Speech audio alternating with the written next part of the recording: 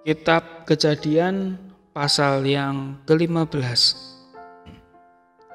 Setelah itu Abram menerima penglihatan dan mendengar Tuhan berkata kepadanya, "Jangan takut Abram, aku akan melindungi engkau dari bahaya dan memberikan kepadamu upah yang besar." Tetapi Abram berkata, "Tuhan yang Maha Tinggi, Tuhan yang tidak memberikan anak kepada saya. Orang yang akan mewarisi harta saya hanyalah Eliezer, hamba saya dari Damsyik. Jadi apa gunanya Tuhan memberi upah kepada saya?" Kemudian Abram mendengar Tuhan berkata lagi kepadanya, "Bukan hambamu yang akan menjadi ahli warismu, melainkan anak laki-lakimu sendiri." Tuhan membawa Abram keluar lalu berkata kepadanya, "Pandanglah langit dan cobalah menghitung bintang-bintang. Engkau akan mempunyai keturunan sebanyak bintang-bintang itu."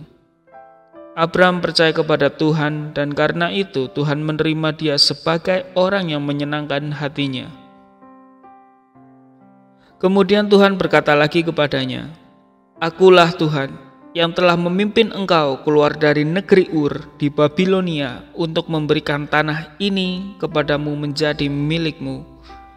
Tetapi Abram bertanya, "Ya Tuhan yang Maha Tinggi, bagaimana saya dapat mengetahui bahwa tanah itu akan menjadi milik saya?" Jawab Tuhan, "Ambillah untukku seekor sapi betina, seekor kambing betina, dan seekor kambing jantan, masing-masing berumur 3 tahun, dan juga seekor burung tekukur dan seekor burung merpati."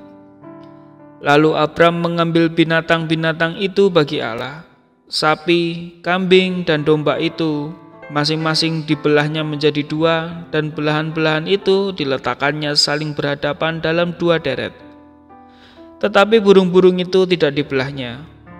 Daging itu dihinggapi burung-burung pemakan bangkai, tetapi Abram mengusirnya. Ketika matahari mulai terbenam, Abram tertidur nyenyak. Tiba-tiba ia diliputi rasa takut yang amat sangat. Tuhan berkata kepadanya, "Ingatlah, keturunanmu akan menjadi orang asing di negeri lain.